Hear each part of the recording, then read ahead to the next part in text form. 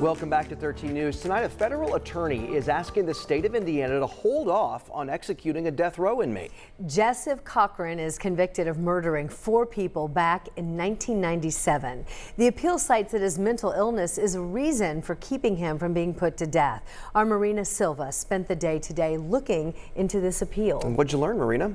Well, these are those court documents. You guys can see it's a pretty big stack, and I spent all day looking through these where Joseph Corcoran is asking the courts to reconsider setting an execution date for him. Now, his lawyers are arguing that he has untreated schizophrenia. Joseph Corcoran has been sitting in a prison cell for more than 2 decades. He was convicted of killing 4 people in Fort Wayne in 1997. Now he's asking the courts to set that aside and not execute him, saying he has a serious mental illness. Court documents filed Thursday afternoon say, quote, Corcoran had been suffering from delusions and hallucinations at the time of his trial and before the offenses. It also says he never received treatment until he was in prison for his crimes.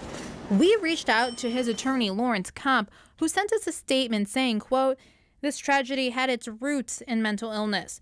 Mr. Corcoran is a person with a serious mental illness. Ohio and Kentucky, the only other 2 death penalty states around Indiana, have taken the pro-life position of not executing those people suffering from serious mental illnesses.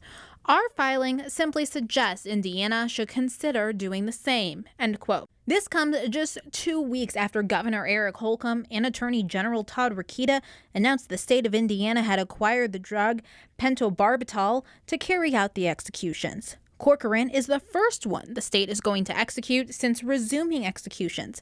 Now, the 20-page court document also says there should be an oral argument about executing Corcoran and if it would violate his 8th Amendment right.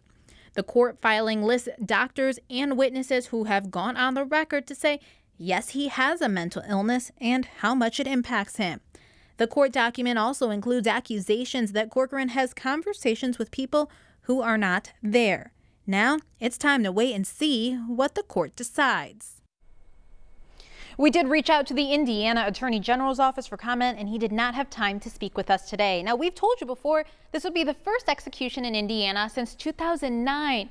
We do know there are 8 other inmates in Indiana waiting to be executed, 3 of which are from central Indiana.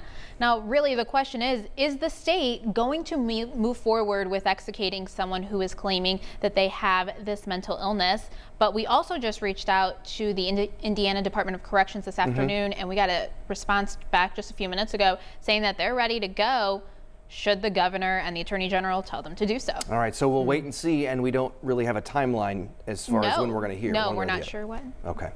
Thanks, Marina.